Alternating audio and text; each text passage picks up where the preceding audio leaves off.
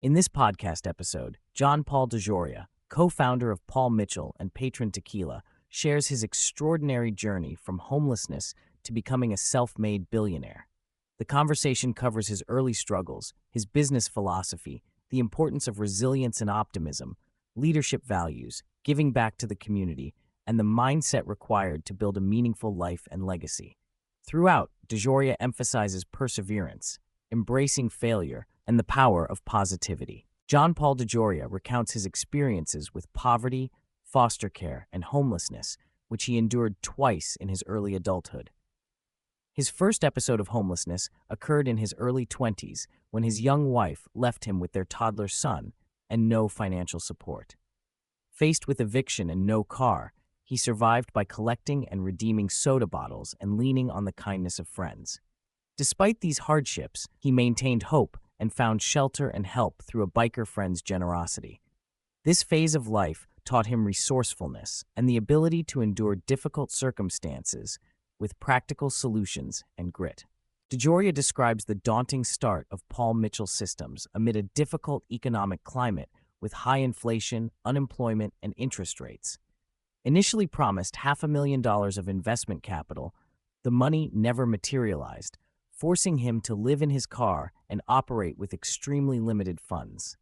Undeterred, he leveraged industry relationships and credit agreements with suppliers to secure small initial product runs and manage cash flow carefully.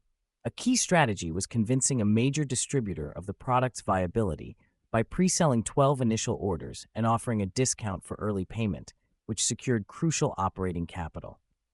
DeJoria's approach combined creativity, negotiation, and relentless determination despite scarce resources.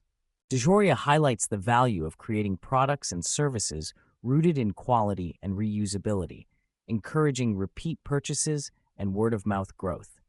He explains his preference for subscription or reorder-based businesses where customer satisfaction drives ongoing revenue.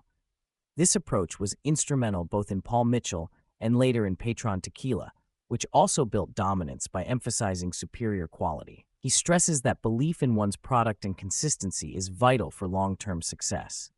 Additionally, DeJoria discusses the inevitable reality of rejection and failure, illustrating his early sales days selling encyclopedias door-to-door.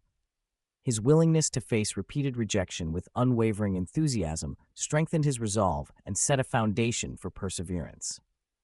Reflecting on the advantages entrepreneurs have today, DeJoria recognizes the drastic changes from his early days. Technologies such as computers, social media, and AI drastically lower barriers to entry and give creators instant access to global markets and tools. He shares examples of innovative platforms that harness AI for product valuation and distribution, enabling sellers to access multiple marketplaces easily. He encourages entrepreneurs to view these advances as unprecedented opportunities rather than obstacles, reinforcing that success comes from cleverness, tenacity, and adaptation to the times. DeJoria challenges the commonly held narrative that wealth and success are reserved for the lucky few or the privileged 1%. Drawing from his personal story, he insists he is both part of the 1% and the 99%, bridging the divide through experience of hardship and achievement. Rather than an exclusive club, he frames success as accessible to those willing to dedicate themselves to hard work, self-belief, and calculated risk.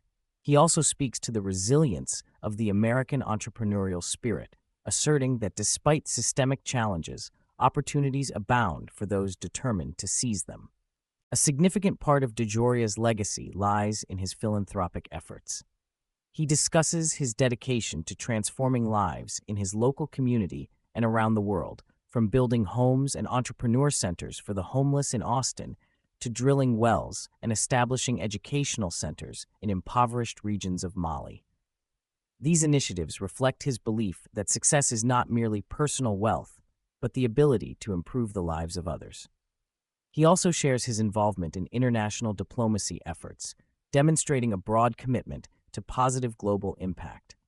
His giving is deeply rooted in compassion and practical support, focused on empowering people towards self-sufficiency. Throughout the conversation, DeJoria emphasizes the profound impact of mindset on shaping reality. He explains that negative thoughts and defeatist language create self-fulfilling prophecies, while positive affirmations and confident declarations cultivate success and opportunity.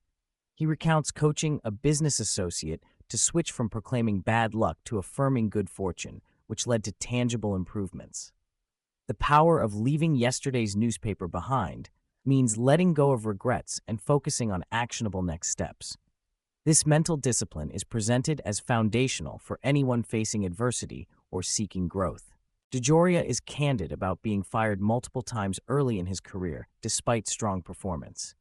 He interprets these setbacks as lessons that redirected him towards his true purpose. According to him, successful people do what others avoid, persisting through rejection and setbacks without losing faith. He advocates for learning from every experience and using it as fuel for the next attempt rather than dwelling on negativity. This attitude, combined with faith in oneself, is what ultimately propels a person toward success. He stresses that material wealth alone does not guarantee happiness. Referencing J. Paul Getty's admission that he would trade most of his fortune for true happiness, DeJoria stresses that health, happiness, and a sense of purpose are far more important than money. Regarding his own family life, he discusses raising his children with a focus on values rather than spoiling them with wealth. His approach involves instilling a sense of gratitude and responsibility, encouraging them to work and contribute meaningfully rather than rely on privilege. His wife Eloise and their long marriage of over 3 decades serve as examples of partnership grounded in mutual respect and communication. When asked about advice for young entrepreneurs, DeJoria underscores belief in oneself, looking forward instead of backward, and embracing hard work as non-negotiable.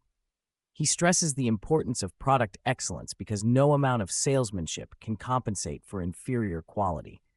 Patience and consistency in following through on commitments differentiate those who succeed from those who don't. He also encourages learning how to negotiate respectfully but firmly, using empathy to build consensus. His overall counsel is that success is a process demanding resilience, continuous learning, and an optimistic outlook. Drawing on his 35 years of marriage, DeJoria suggests that listening carefully and validating one's partner are at the core of a strong relationship. He recommends acknowledging the other's perspective with kindness before offering an opinion, especially on minor conflicts. This approach avoids unnecessary tension and fosters mutual respect. Humor and flexibility also play a role in sustaining a long-term marriage, according to his experience. John Paul DeJoria's story and insights reflect a philosophy centered on perseverance, faith in oneself, and giving back. He believes that happiness and health come first, and financial success is a tool that should be used for a greater purpose. His life underscores the power of positive thinking, hard work, and generosity, offering a realistic yet hopeful blueprint for building a meaningful legacy.